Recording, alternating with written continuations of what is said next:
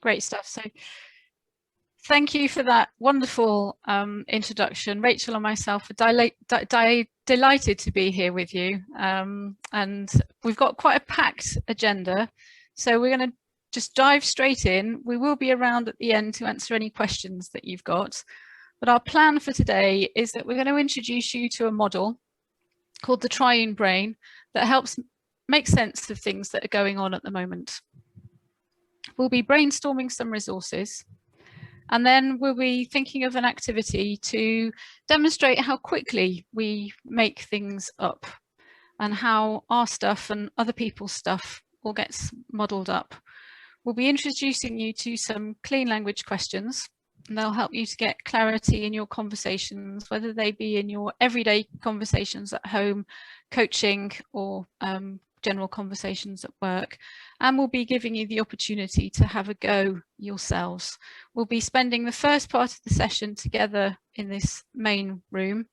We'll be asking for a couple of volunteers to do a demo, and then towards the end of the session, we'll be moving into breakout rooms in threes where you'll have the opportunity to practice some of those clean learning questions before coming back into this main room to find out what it was all like. And hopefully by the end of the session, you'll have developed a couple of positive resources, got a few more questions into your coaching toolkit, and possibly will have inspired you to come and find out a bit more. And we would really love this session to be as participative as possible. So if you need to keep your cameras switched off, that's fine. But if you can turn them on, we would really love to see you. And if you can have your fingers ready on the mute button so that you can unmute yourselves and join in and participate in some of the conversation, that would be great. So Rachel and I both work for a company called Clean Learning. And like I said, if you're interested in clean language, knowing more about where it comes from, we can stay on at the end to give you a little bit more information about that. And we also work in a way that's called systemic modelling, where we look at groups, teams, systems, and how they work.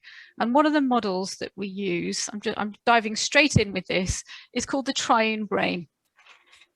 So you may have heard of... You might want to pin, Sarah, so you can see a bit closer.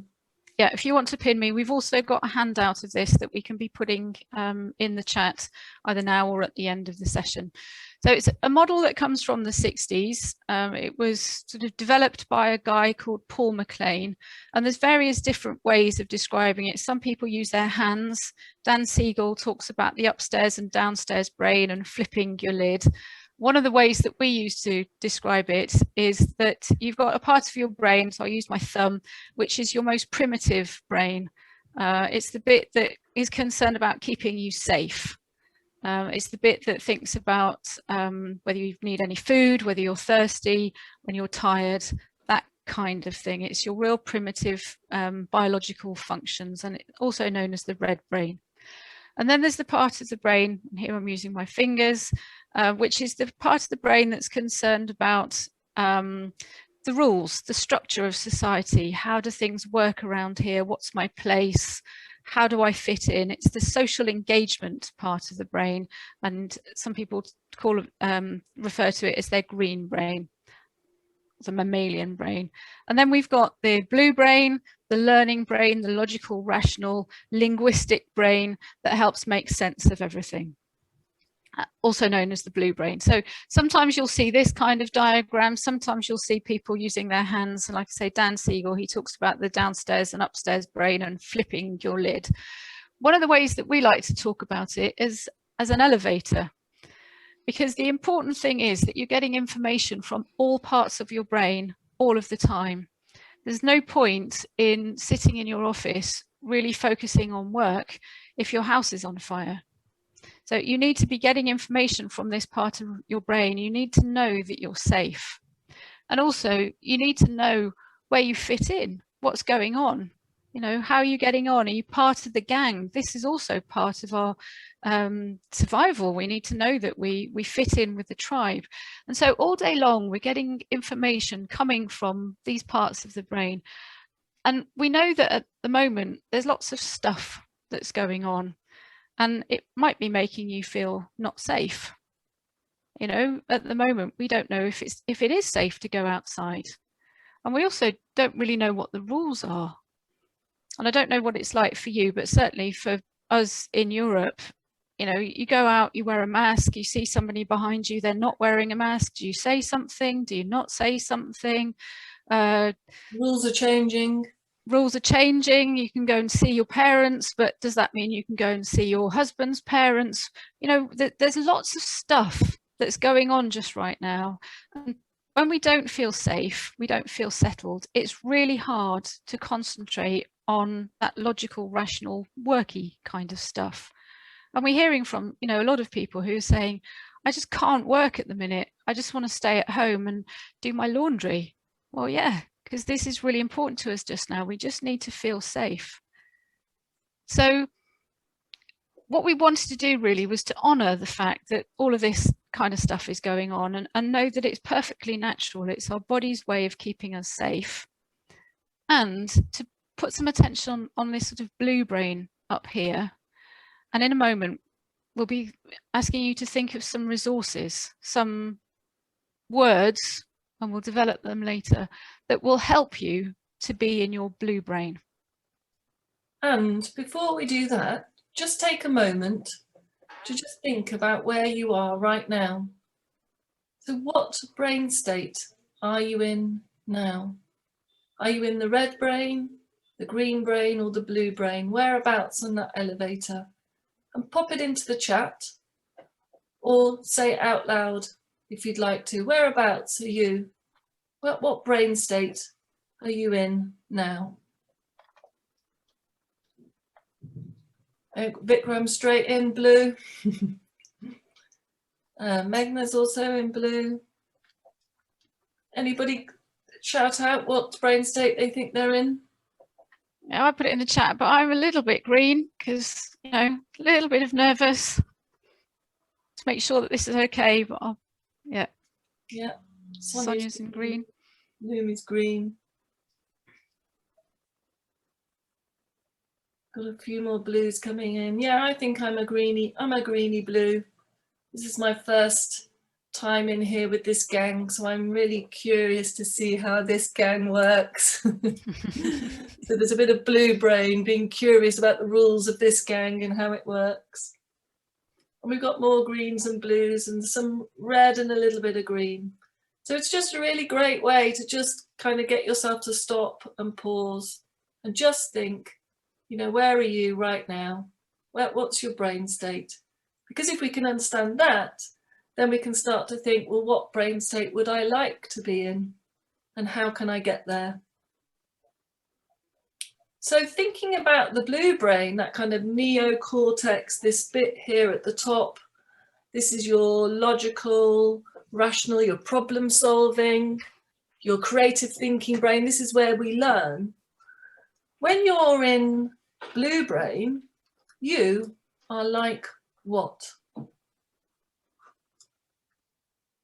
Again, if you like to call them out or use the chat. So when you are in blue brain, when you're in that learning neocortex, you are like what?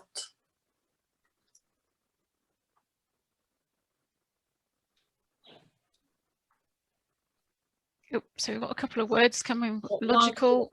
Call them out for you, Sarah. They're logical. We've got relaxed, being able to pay attention to everything.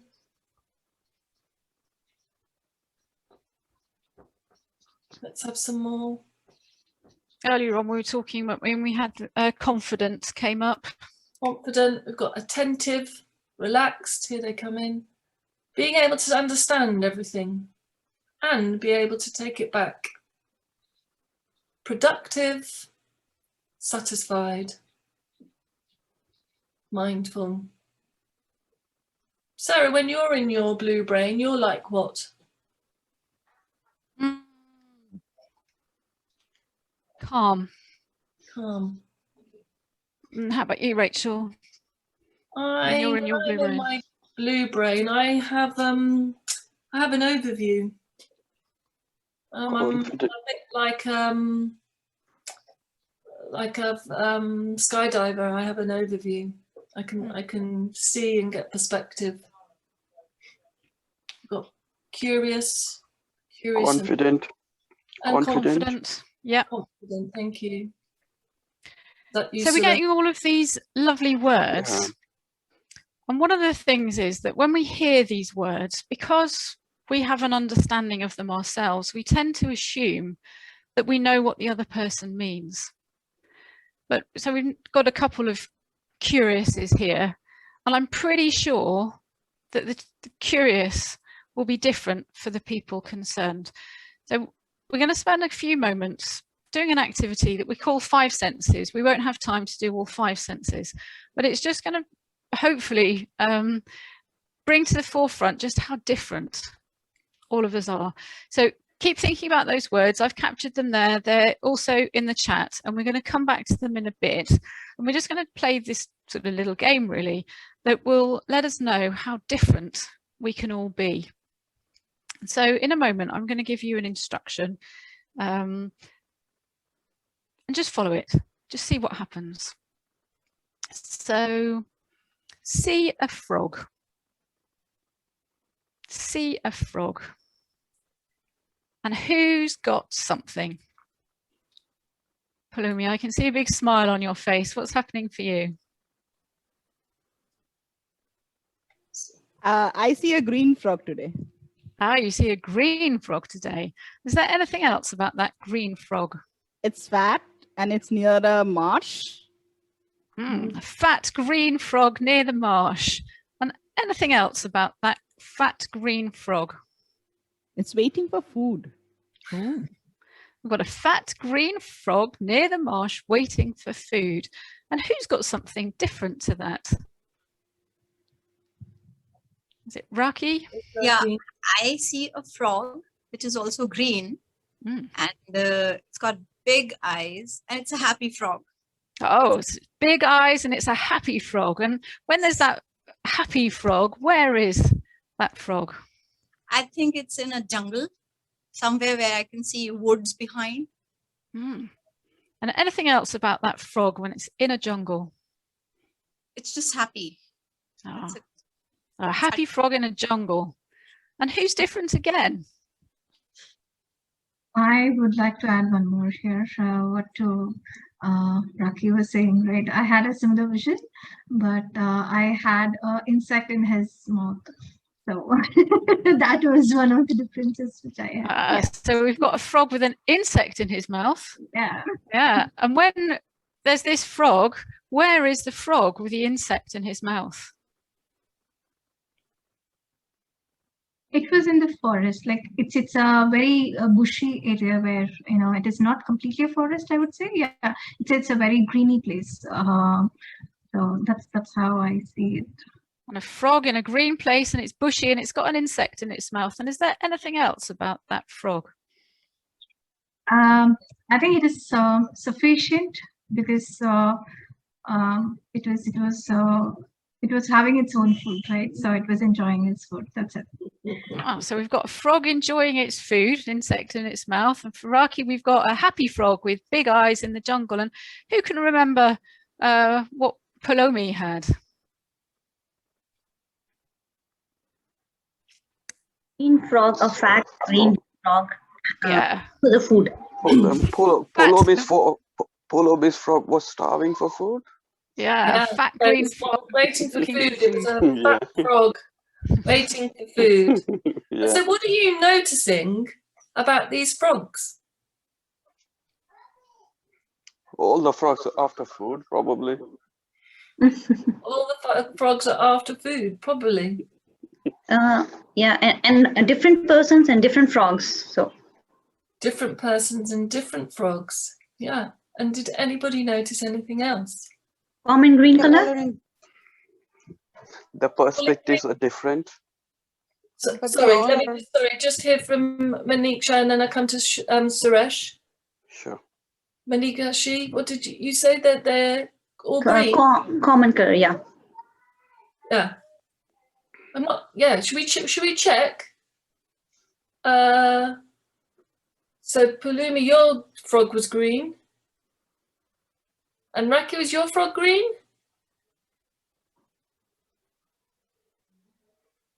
Not sure if you said the colour. It was, she's got a big frog and it was happy, big eyes. But was it green? Oh, it was green. Yes. It was green. Yeah. And Preeti, your frog, was it green? No, it was not. It was brown. Ah, okay. So Preeti's frog was brown. And Suresh, what did you notice? So for all the three individuals, it's a living creature. It's a frog, but the circumstances that the frog is different, and the perspectives are different, and the imaginations are different. But the subject is same.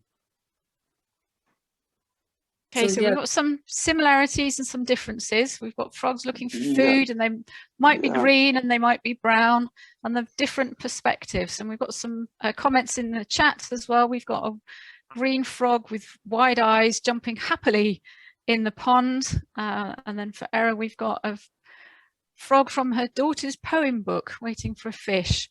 And a couple of people joining us, they'll be like, oh my goodness, what's going on here? What have I given up my Saturday afternoon to come and talk about frogs? Yeah, and we've got Abhishek, reminds me of my biology lab. So let's find out about a few more frogs. And Abhishek, can we find out about your frog when it's reminding you of your biology lab? What's happening for you? Firstly, apologies. I have a poor network, so I can't enable my video, but yes, when you guys said me to remember a frog, I did have multiple images, but the main highlight was my biology lab, because I think I had like good memories there with dissecting the frog, and so that was the first thing that I remembered when you said. So there are multiple images and then good memories of dissecting a frog. And is there anything else about dissecting when it's dissecting that frog? Well, firstly, the frog was not alive. It was dead. And it was, I don't know, it was a different experience, and it was disgusting as well. So I agree with you, Abhishek, because we have a very, very disgusting experience when we dissect a frog, right? So it's very sticky. Right, we couldn't want to touch it actually. Exactly. But we have to dissect it, and it's really disgusting. Yeah, so we've got dissecting frogs and it's disgusting and having to touch it, but the frog is dead. And let's hear from Chitra.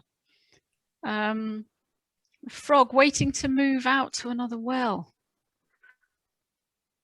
And the frog's feeling tired from being in the same well for all this time.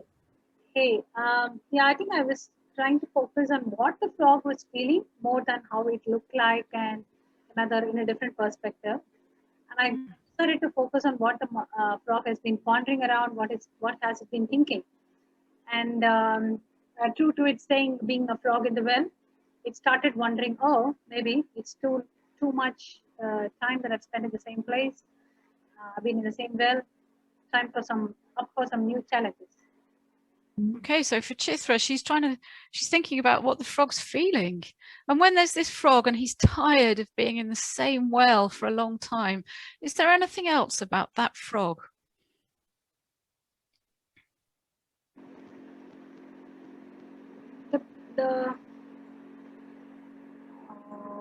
What else about it? Is there anything else about that frog?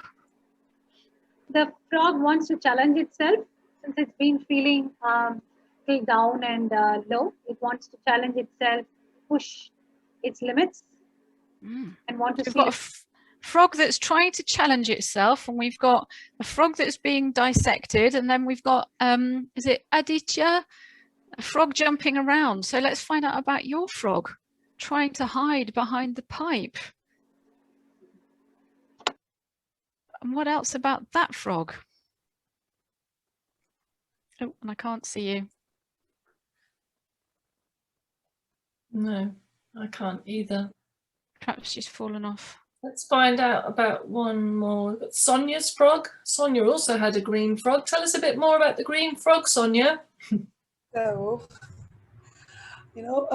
I saw a green frog, and I found that that green frog in my garden. So what I observed is like the frog was, he was very curious.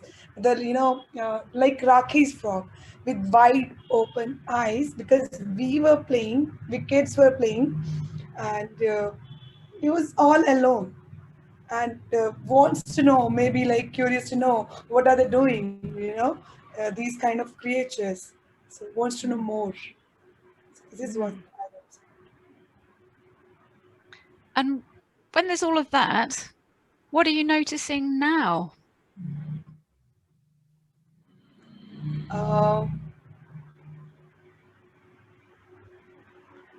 Maybe there are many other frogs like like him, in the same or in a different scenarios, facing different difficulties, like somebody said, right, Chitra said that frog was waiting to move out of his well and wants to jump to another one. So So we've got frogs in the wells and they're wanting to jump. And then if you're thinking back to that first round, we've got happy frogs with big eyes and frogs with insects in their mouths and frogs in the forest and loads of stuff coming in the chat. And what else are you noticing about all of this? The thought of frogs is expanding. Initially it was just a frog and it was just a picture. Now we are going inside it. Okay, what might the frog must be doing, or what he's feeling about it. So I think we are now going a deep insights about in and around of the frog. And in a minute, And so getting deeper and finding out about the frogs, and they're kind of expanding. And is anybody noticing what Sarah's doing? Who's noticing what Sarah's doing to get those frogs to expand like that?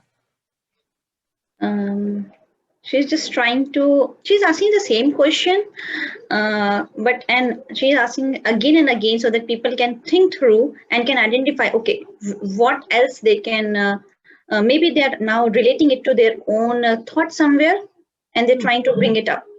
That's what I felt, yeah. And did you notice what question? You said she's asking the same question. What kind of question? Anyone notice what question that was?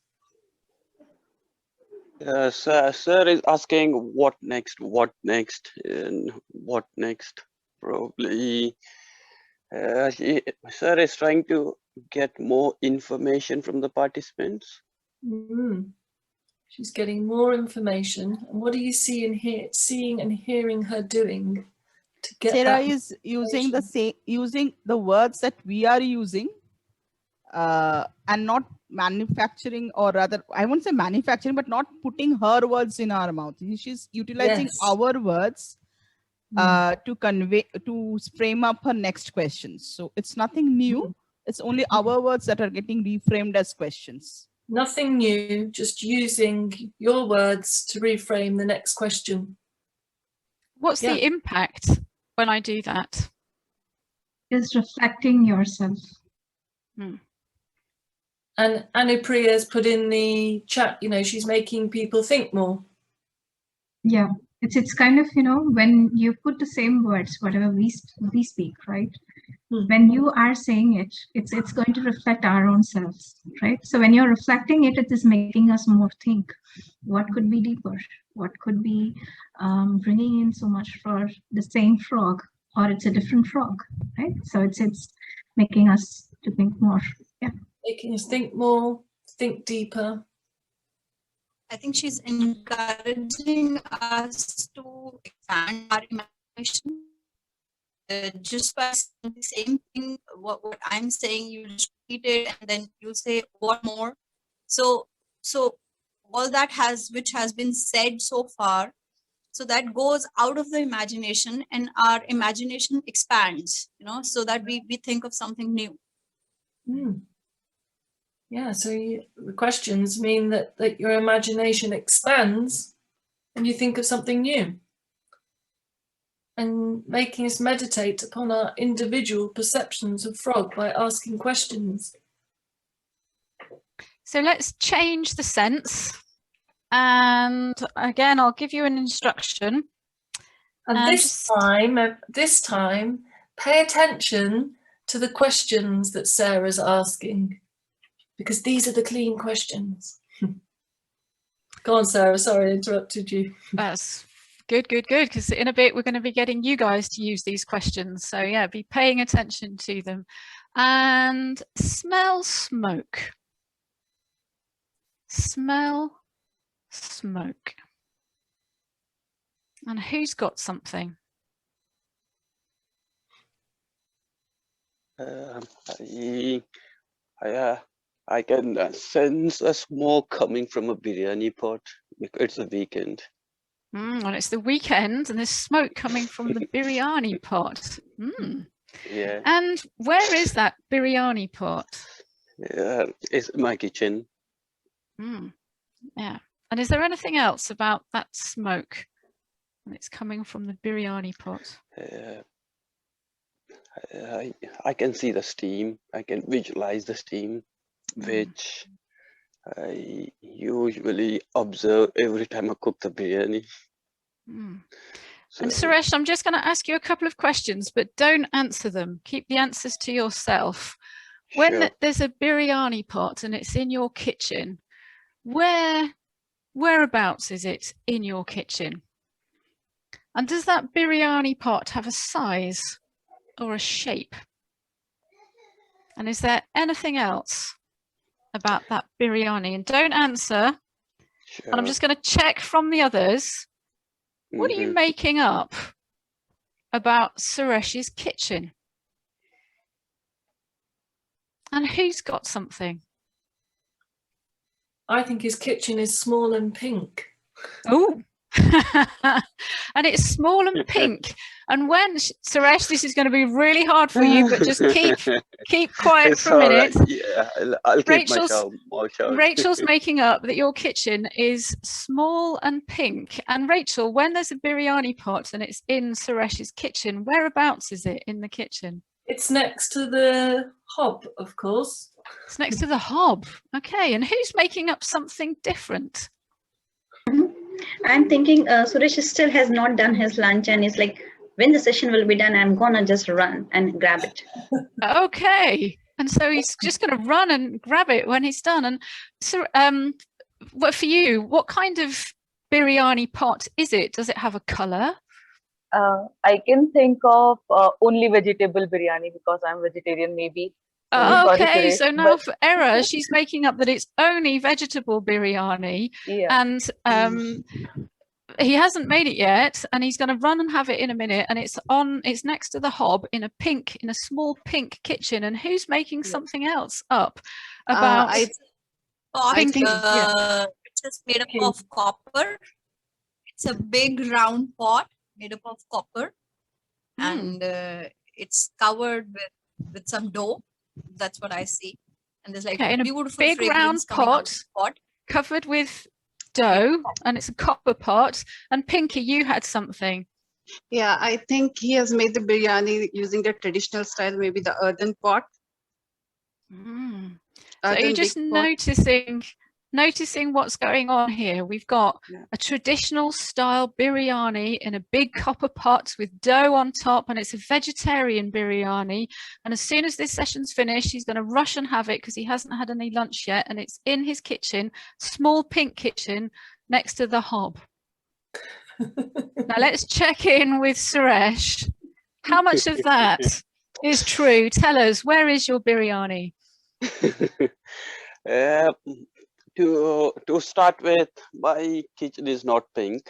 It's not a small kitchen. It's a very large kitchen, and it's on the hob, and it's made of aluminium, and we can cook up to 15 people in it. So definitely not a small one, not a one. So I mean, so I don't want to be rude, but none of the imaginations of the participants did not really match anywhere near to my imagination. And just notice how wonderfully crazy our imaginations can be, and the pictures that we build, the stories that we tell from a biryani pot. The assumptions that we make. So one more assumption, and I hardly cook these days, so definitely it wasn't me cooking the biryani, my wife. Yeah, so we've all got you making this fabulous meal. Have you already had it, or you're still waiting? Just wanted to confirm. None of it. we had biryani yesterday. So. And this is Suresh, and this was from the instruction or the invitation just to smell smoke. And Palak, for you, when smell smoke, you can smell smoke at the dinner table. So is there anything else about that smoke? Yes, as I wrote, I sensed smoke at the dinner table when I told my sister that I had performed better than her in the exams this year. And what kind of smoke was it? It was most definitely jealousy. Jealousy smoke. And is there anything else about that smoke? I think the major reason for that is that I've been academically, better than her in studies, though she's better at sports than me. So whenever we've and we're in the same school, and the same set of teachers kind of end up teaching her. So there's always a set of comparison that comes in. So every time studies are brought up, she kind of becomes defensive and, gets really heated up. So I think that's where this entire smoke is coming up from. So here we've got the smoke of jealousy for performing better in the exams, and then the smoke of the biryani. And who's got something different again? I just want to check in with Preetha because she put her hand up. Preetha, did you have something here about smoke? Yeah. So I was actually, thinking of smoke, which is come from, incandescent, the fumes coming up from the puja, whatever we have, because, yesterday we had a very auspicious day. So I think I was just, rewinding on the smoke there. So coming from, which is very pleasant, which is very soothing, which is very nice to smell. Right, so that's got a smoothing. Let's just pause you there, and we've got a soothing classic smoke coming up from the puja. And is there anything else about that smoke?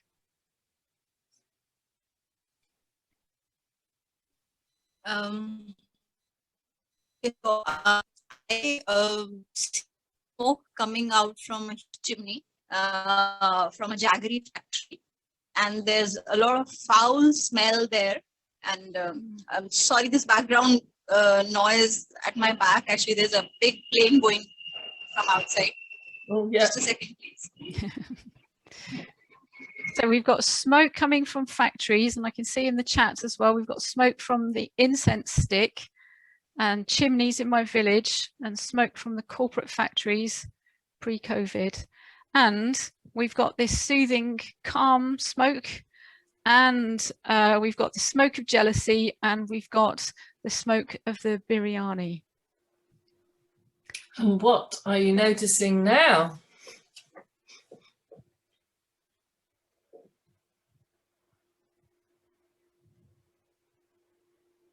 It might be noticing about the smoke, and it might be noticing about what I was doing. Yeah. Who had something? Yeah, when we say smoke, there's a lot of different perspectives coming in, like totally different perspectives. Say some imagine smoke coming from the food, some from the chimneys, some from imaginative smoke. So there is different perspective about smoke. Totally different perspectives on smoke. And who's noticed anything else, something else about smoke? Yeah, even if it's a single sense. So smoke, a feeling of smoke or taking up a feeling of smoke is, even if it's a single sense, but still it spells out in very different ways, as correctly put, as different perspectives. And to each person, to each perspective, they have a story behind it. Like they associate it with something else. It's just not the smoke per se, or the feeling of smoke, but there is a story that gets associated with that feeling, or they can envision certain stuff when they are thinking of that sense. So it's not only even if it started with one sense, it's actually involved multiple senses at the same time when they were envisioning the story. So that's what envisioning the stories using multiple senses and then feelings when asked to just use one sense and to smell something like smoke. And who has noticed something else about smoke?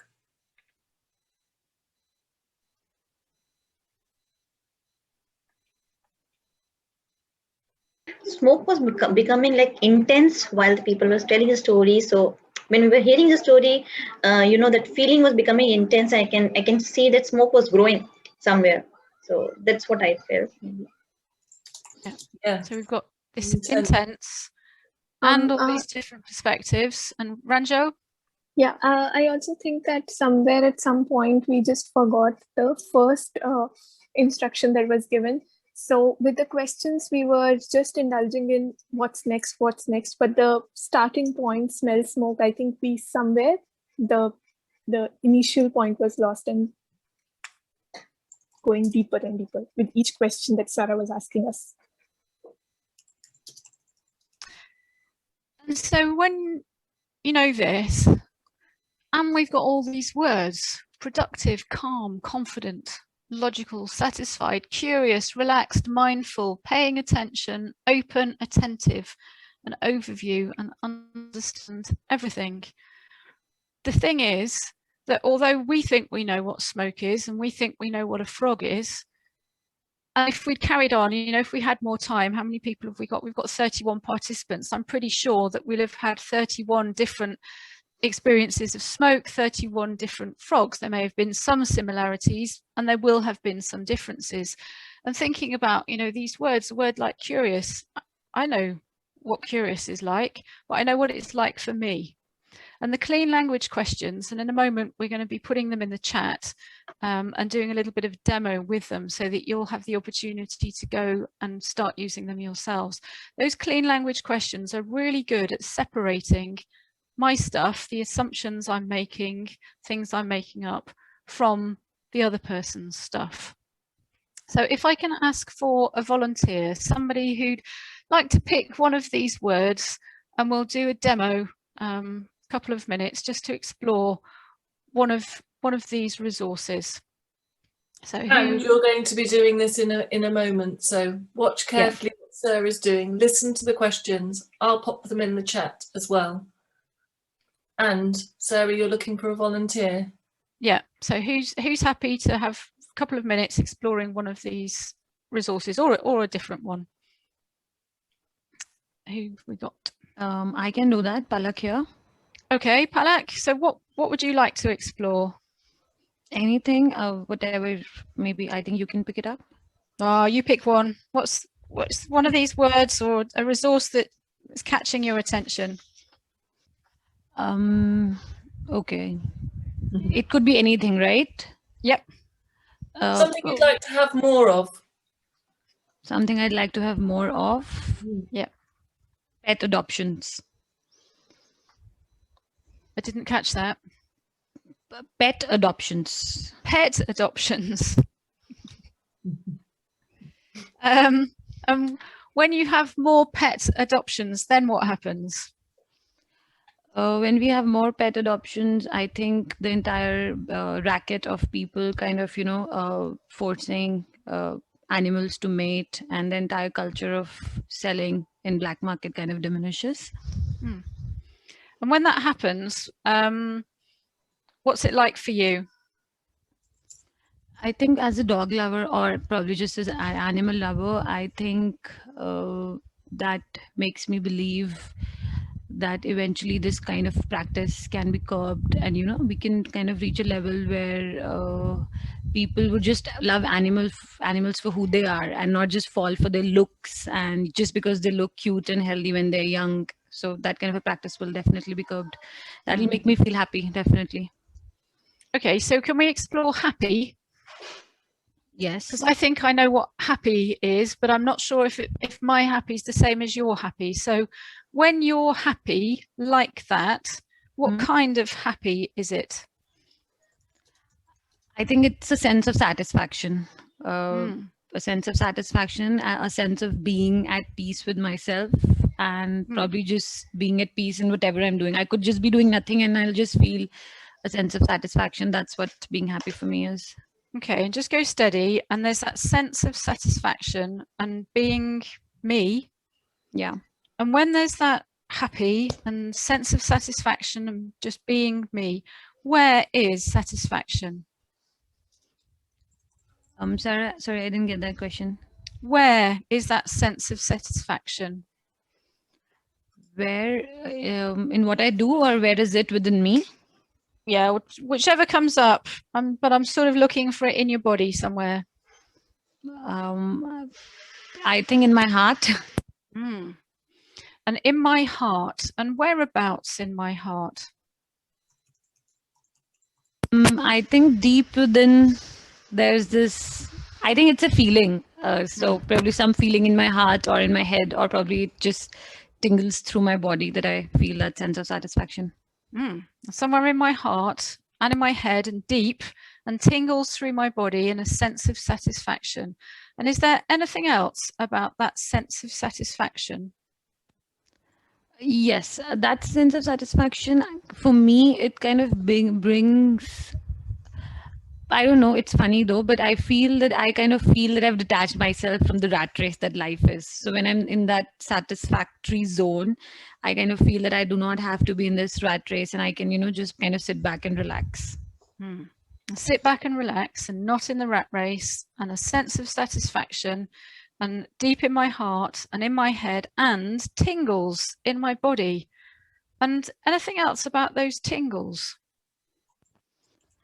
I think those tingles are those little joys that I get when something like this happens. Like probably, as I said, right, adoption is something that's very close to me, and I think those tingles would then help me as an individual do more things. They would lead me to, because I'm getting that tingles of happiness, it would kind of help me. It's kind of a motivation factor. It would help me go much more beyond and do something more.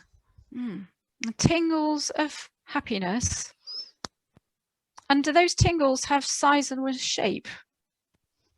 No, I don't think they have any size or any shape, but yeah. And whereabouts are they when they're in your body? All over, as I said. All over. Yeah. And little tingles of happiness and sitting back and away from the rat race, and a sense of satisfaction and happy. And what kind of happy is that happy there? It's if that kind of happy is definitely, as I said, a feeling of satisfaction, a feeling of gratitude. I think also a feeling of inclusivity into the nature. When you kind of do something like that, for example. So when I have that happy, I feel very inclusive with the nature. I think that's how it should be. So an inclusive of nature and a happy and a satisfaction and tingles in your body and away from the rat race, and more pet adoptions. Yeah. And is that an okay place for us to stop? Yes, definitely. Yeah. Is there anything else that you wanted to explore? No, I think I have most of it to understand why pet adoption is so close to me. Probably it's that sense of gratification that I get from it. I'd just like you to invite you just to do a drawing, get it down on a piece of paper. When you've got that sense of satisfaction and happy and those tingles in your body, just do a little sketch or a little diagram of that kind of happy for you. Okay. So while we're leaving Palak to do that, I've noticed. You're very welcome. Thank you for stepping up and doing a demo. And I've noticed that Rachel's been putting the questions in the chat. Was there anything else that you were noticing that I was doing? I think you were summarizing also. I think you were listening really carefully and then summarizing each word. That was really a tough job for a listener to do. I think, yes, listening and summarizing. So listening, summarizing, paraphrasing. Relating, basically, when you're listening and you're trying to relate and you found a gap, and then again you will ask so that again you can fill in that gap. So you're kind of relating what all answers she was giving, and something was still missing, then again you were trying to, or maybe Palak herself don't know, and when you are asking she's trying to dig in more and trying to answer it, so like that. So bringing it and up the answer that she was giving to frame the next question. So you were like listening very carefully and you were using the inputs from the previous question, the output from the previous question as your, input for the next question. So she was listening very carefully, and then taking the outputs, the words that she was using, and summarizing those back and using those to frame her next question. Yeah. And Preetha. Yeah, Rachel and Sarah, I think one thing which I have found here is that she's never imposing her thoughts, her perceptions, whatever has been coming from Palak, right? So she was actually, trying to just reflect as a mirror so that she can find her own answers from within. And there was no relation. It was just it's a kind of no imposing of her thoughts to get an answer from Palak in that case, right? Because she doesn't have any idea about what happiness to her is the same as the happiness of Palak as well. Yes, right? You're right. She was keeping it clean. She wasn't imposing her thoughts. She wasn't putting her words in there. She was keeping it clean, and she was reflecting back like a mirror the words that she used. Yeah, so that is my takeaway from this conversation. Yeah, and Abhishek's noticing that there were a lot of where, whens, and whats. And you'll see the clean questions that I was capturing them as she was saying them and popping them in the chat.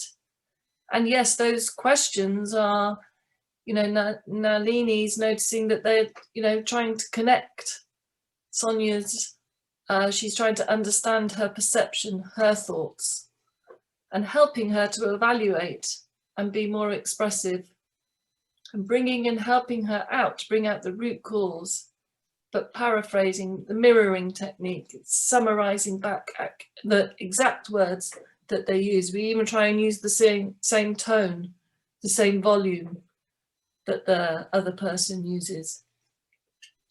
So one of the things that happens for coaches is that we want to try and sort other people out. We want to offer them solutions. And you'll know yourselves, whether it's your parents or if you've got kids, when you start telling people what to do, there's like, yeah, but no, I'm not going to do that. And with clean language, it's a real technique to separate my stuff, what I think, the things that I'm making up, the things that I think you should do, from the other person. And the clean language questions are really created to make some space for the other person to explore their stuff and find their own solutions.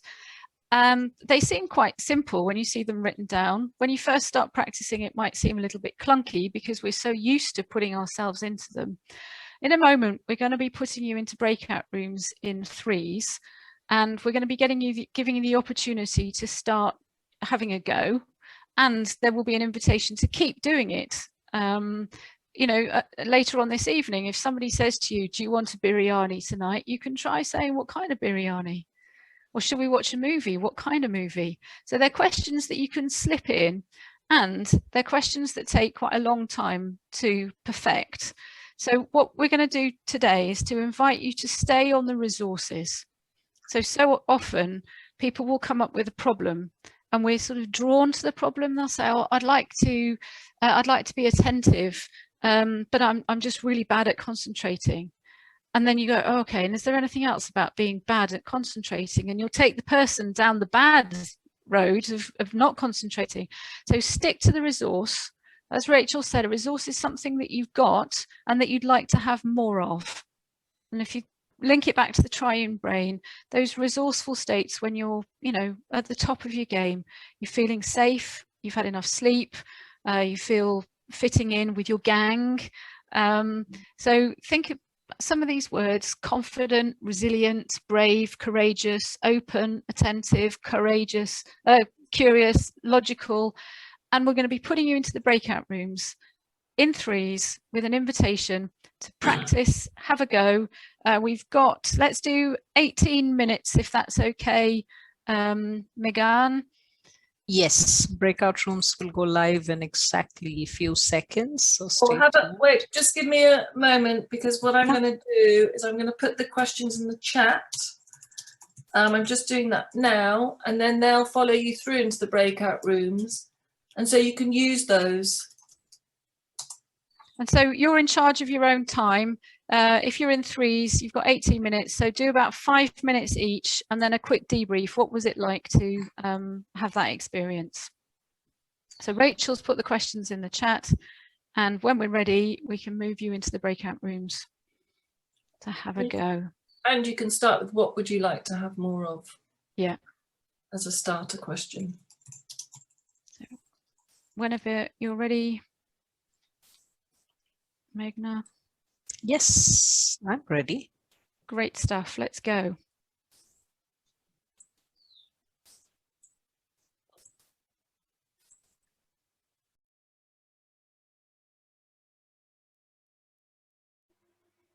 Hey, Misam and Adarsh, would you like to start with your session?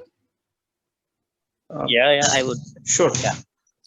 Although I just went into the room, I joined, had a few issues in the internet, but now I'm good to go.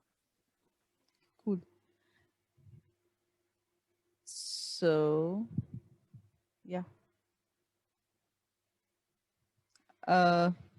Who would like to go first? Like Adarsh, would you like to go first? Like, you have the questions, you can start with Misam, and then Misam can start back with you. Okay, sure. I can go first. So you would be asking the questions to me at the beginning, right? No, that's no. I wouldn't. It's yours, Misam and Adarsh. You can do it. Okay. Okay. What?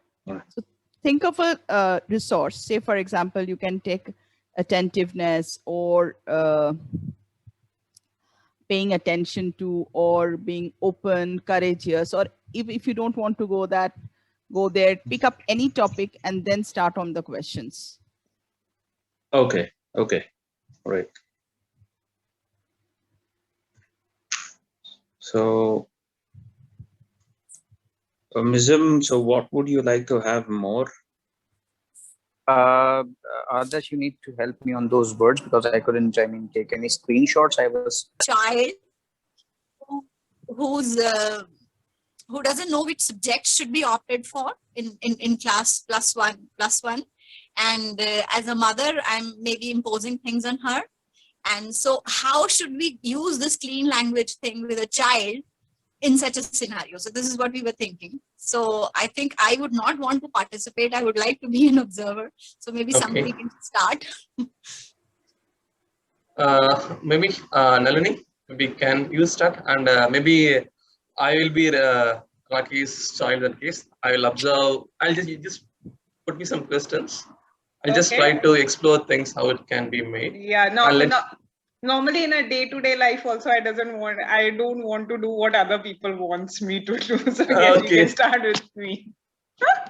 Oh, fine. So, so anyone is putting any questions, or I need to put myself questions?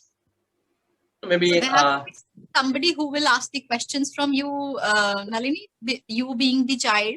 So maybe Prasanna can be the father or the mother. You have the questions here in your chat that has come from the main room. So if you want to use any of these, you can. So Rachel has already put in the questions in the chat. So Prasanna, shoot. Okay. So the first question or first thing would be, what is that you want to choose? Which career path? Is it going to be on a engineering side or on a, okay, what is there in your mind for giving your opinion over there? Not very clear mindset I have, but something into the medical field, I believe, wherein I have a chance to connect with the people on day-to-day basis, wherein I'll be touch basing with the people, because engineering is more of a mechanical kind of a field wherein you have very less connects with the people. It is more of a technical story. Okay, but how do you think that you can connect very well to people here? Maybe what makes you feel that, okay, you'll be connected more with people? Actually, it could be left or right, but what makes you feel that could be that you can make it connect with the people? Why I think that I want to be connect with the people is primarily I am more of a collaborating kind of a person. I am not kind of a person who can work on an individual basis. I like to connect with the people. I like to hear their their side of a story, and that's why I feel that this is one field which will help me to do that. Do you still feel working in a medical field will help you in more collaborating? Still till now it is not that completely mechanical field. You have people to connect with. In engineering, it is more of you have one set kind of a thing wherein you have to work only those number equations or that permutation and combination works. But here in this field, still you'll have those connects still alive. So that's why I feel that this will be one field wherein I'll excel myself. Okay, you feel in the medical field you'll be able to contact people and you can work with them collaboratively. Yes. But do you think any other field can give the satisfaction to you? See, if not, it's a medical field. If it is not something directly related to medicines or hospitality, then I'll go with the hospitality thing, because hospitality is the second line wherein you'll Bringing them, not just meeting them only when you have work. It's like you try to build a bond with the person, because we've seen new people joining the team even after the lockdown when this virtual environment has been there. So try to build a personal bond with the people who you work with, even when you don't have work. Just try to interact with them, try to build a rapport with them, so that when you have some work or something, it would help you fasten those works, and it would create a collaborative environment. Like if we actually get back to office sometime, and it wouldn't be an awkward moment where like, hey, we worked for a year together and I don't know you.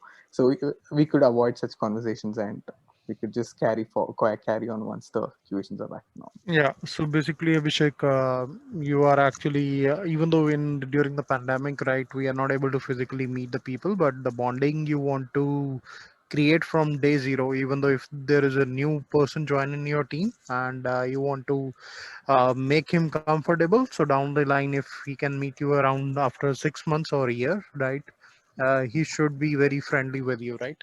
Yeah, it should be a comfortable conversation to have. Yep. Yeah. Okay. Great. This is good actually, right? Similarly, I feel the same thing, right? Since I was very much. Okay, so Meenakshi, pick up a subject, anything that you want to, or word maybe, or anything. Feeling today. Can Sorry? I put that? How I kind of a feeling today? Can we do that? Yeah. So what kind of feeling do you have today? Morning it was lazy. It was kind of, or maybe it was I slept late. Right now I'm kind of fresh, looking forward for the session. I'm really enjoying the session right now. So right now it's like. Okay. Yeah. Yes, we got back. I just said everyone got back. Yeah, a little bit sooner than we expected. Did you guys have enough time to practice? Seriously, not. not. I mean, we No. were seeing the clock. We were trying to wrap it up, and suddenly the message popped up that the leave room would be ended in 20 to 30 seconds. So Do you want to here go we are. back? I don't know if we have the time to do that though. Yeah, we can. Can we put them back for another 7 minutes? Yeah, Yes, I think we that's a can. nice idea, right? 7 minutes is what I heard, right? Yeah, Shall I? Meena, right. Okay, I will do that. Same groups if you can. Yes, Yeah. yes, we can do same groups. Sure. Thank you, sir. Thank Pengna. Okay, enjoy. Some of you might have to press the button to join the breakout rooms. All right, so all rooms are open. Great. Should be staying on for 7 more minutes. And I will try and Amita, would you want to proceed to one of the rooms? I can. So Meenakshi, we were there already. So what kind of lazy were you feeling in the morning? Yep, kind of lazy in the sense wanted my breakfast already ready and just wanted to, grab it. You wanted your breakfast ready. And how would you like to what would you like, what kind of breakfast were you looking for? Really a warm kind of thing, or maybe like kind of if specifically I want to tell you a kind of a boiled eggs cut and a glass of orange juice and a slice of bread, and my mouth already starting watering. Thank you. Oh, your mouth is watering because you envisioned breakfast. Anything else about the breakfast that beckons you? Now Now? Down. Yeah, like everything in the morning I kind of like everything healthy. Yeah, sometimes I don't like to have that Maggie's, in the breakfast, so even I don't want to prepare it and don't want to have it or don't want to serve as well to anyone. So Maggie really don't make me fresh in the morning, especially in the breakfast. And if you see the breakfast now, where is the breakfast? On my dining table. On your dining table. And who do you see around you? Like my little one just next to me, asking for a fork, her size fork, her special plate, and my husband. And like, oh, you have put everything, or you have missed something, or something. You want some extra salt or something. So that's how the scene would be around. But me and my daughter will be like, okay, just special plates are there, and let's start. And what about those plates? What kind of plates are they? They're all squares, kind of same colors. Yeah. And when you say that they are squares and of same color, and does that bring back anything for you? Like, what kind of feeling do you have when you see that in front of you? Like all set, and let's have it all set. If you have to describe a word for that setup and feeling, what would be that? Can you satisfied? Okay, like breakfast is ready and served. Let's have it. So kind of a satisfied, having on time. And, yeah. And where is that satisfaction? Where does that satisfaction reside? Somewhere, somewhere here maybe in my heart. Okay, I'm feeling relaxed. And when you feel relaxed, where does that relax go? It just go back of my mind. Back of my mind and give me soothing feeling, So if you have to take a pen and paper and you are in that state and you have to draw it up, what would you get out of it? What would be that drawing? Do you want to draw it out? Yeah, I can imagine, like it can be kind of a cloud, can be kind of a cloud, and just relaxing and having it. Wow. So you are on a cloud and you are relaxed and you are having it. And what kind of cloud is that? A fluffy white cloud and a blue, tinge of blue there. Yeah. Tinge of blue. And what is the size or shape of it? Big enough so that I can be kind of fully fit in, and I'm not trying to just accommodate myself. Full-fledged, good size. Good size. Good. So now you can draw that up, and when you draw that up, what is the feeling that you get? Like, when you draw up your vision, what is that feeling that you get?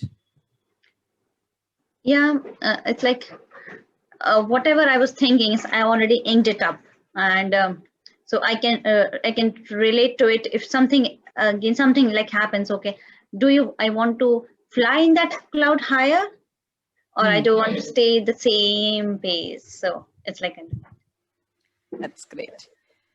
That's cool. So you want to try the same thing with me? Do you want to practice it? Let's do that. So what's currently is in your mind right now, just now? A cup of tea. Okay, what kind of a tea it is? It's the Pakka Punjabi tea, like all milk, masala, and sugar, lots of sugar, lots of milk, and like a big cup hot masala What kind tea. of a cup? Wow, masala tea. Yeah, it's a mug kind, big mug kind of a cup. Like not the small cups, the big cups. Big one. How big it should be?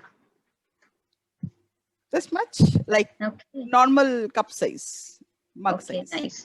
And masala tea, you talked about masala. What kind of masalas like you would like to have there? Aromatic masala in there. Something that goes in and you feel that you are having tea. Okay. So what kind of aroma? Like that aromas mix. How that aroma is Sweet. About, like it's a very sweet aroma of sweet cardamom and stuff. Lychee. Yeah, cardamom. Nice.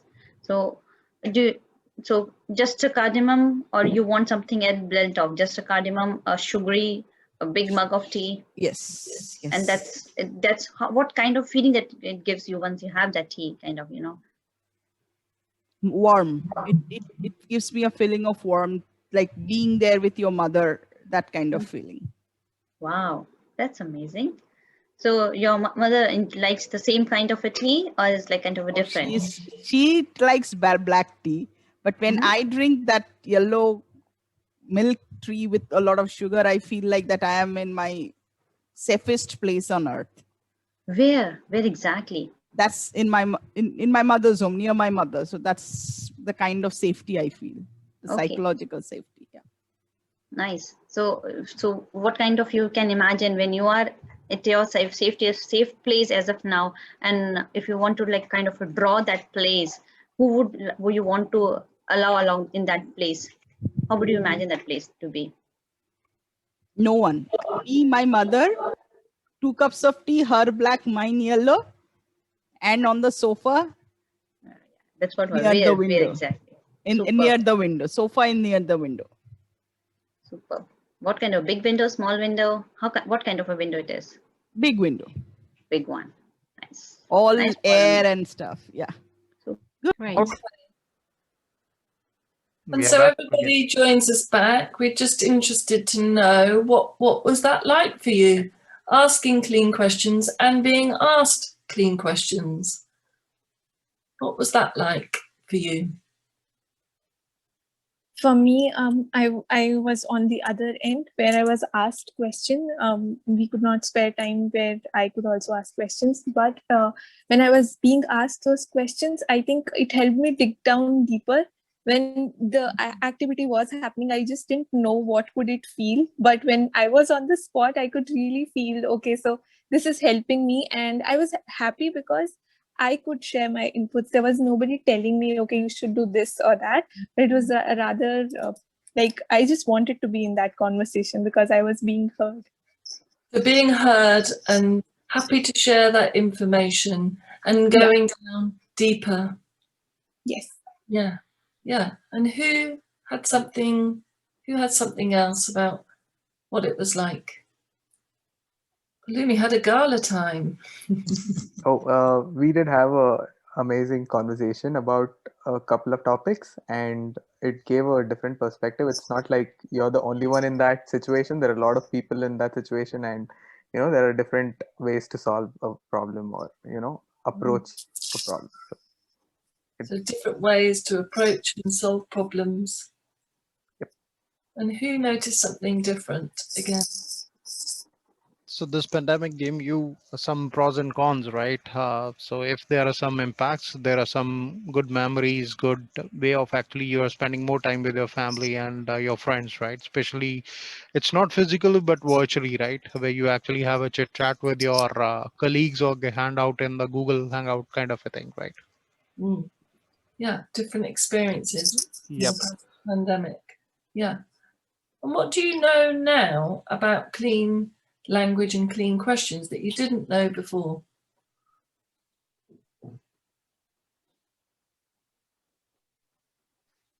Pop it in the chat. You can say it out loud. Preeta? Yeah. So one experience which I had being, to ask the questions, right? So when I was asking consciously through my mind, it's a pattern which has been set in my mind, not to impose my idea, because I was having a different perception for whatever the other person was saying, right? So I was a little conscious that I shouldn't have my thoughts imposed on her, so that I'm just going to reflect as a mirror, not to definitely touch her space. So she is going to get the answers from herself, right? So that's being very conscious. I think it was a little troublesome, but definitely I was trying to manage at my best. I think that's where a little bit of consciousness being adapted there. Yeah.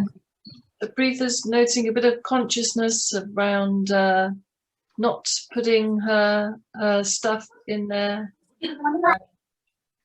Sorry. And who's different again? Sorry, I just somebody's saying something. Of hearing about clean language and what was the experience like of asking those questions? So Prasanna's reflecting and being in the moment. Megna's learnt that what does she know now that she didn't know before? Simple yet powerful questions. Not you can know imposing. yourself better in such conversation. And Dipti? Yeah, I think my system is not. Can you hear me? Yep. Yes. Yeah, I'm saying we mostly end up imposing our complexes, our thoughts, our emotions on others when we try to help them. With clean language, we go away. I think someone also said the similar thing. But yeah, I think with clean language, we avoid doing such thing. Otherwise, imposing, yeah, imposing imposing. Yeah. Yeah. If you link it back to where we started right at the beginning of the session when we were talking about the brain states, when we keep using the clean language questions, we stay in our blue brain. So no matter what's happening, you can be with somebody who's in their red brain, somebody who's really angry, somebody who's really upset, somebody who's overwhelmed. But by using the clean language questions, it stops you from getting drawn into their stuff, being overwhelmed with their stuff, and they will help the person to come back up into their blue logical state. So the really important thing is this separating what's mine, what's theirs, and keeping the two apart, so that particularly when you're coaching, you don't get brought into all of these stuff. You're helping your teams, you want to support your teams, but so that you don't get overwhelmed with all of this other stuff that's going on as well. And yeah, sorry, Rachel. And knowing all of that, what are you now going to do differently? How are you going to apply this to you and your work and your practice? Maybe you could pop it in the chat. What's one little thing that now you know all of this about clean language? What are you now going to do differently?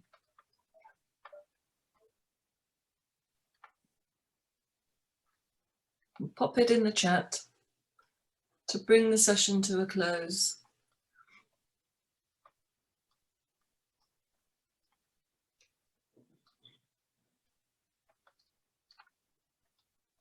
A moment to reflect.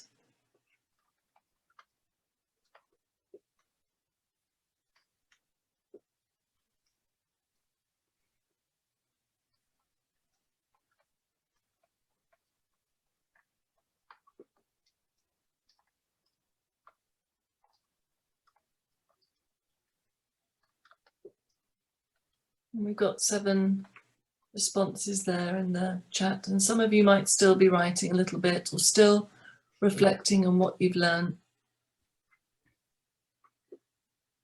And Sarah's replying to Ira's question. question And we about are, go on, Sarah. how many, when do you stop? And you can keep going with clean language questions. So I'll just put there in the chat.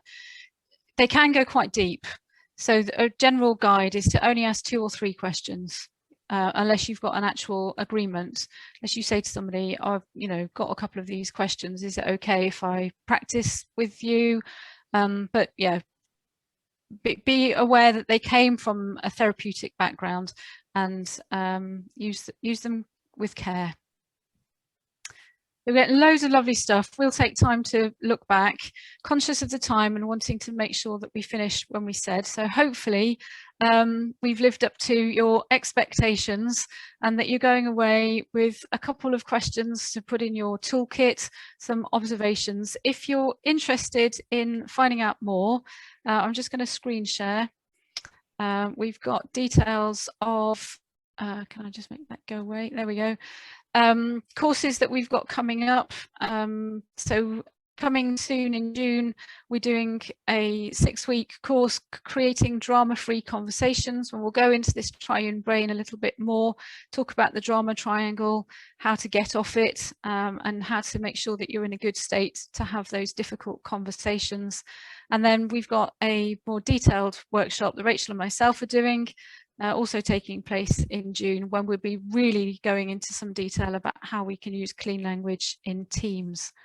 If you're interested in just a little taster session, June the 10th, we're doing a workshop on Imposter Syndrome, how to recognize it and what to do about it. And again, we'll be using clean language and systemic modeling to develop those topics.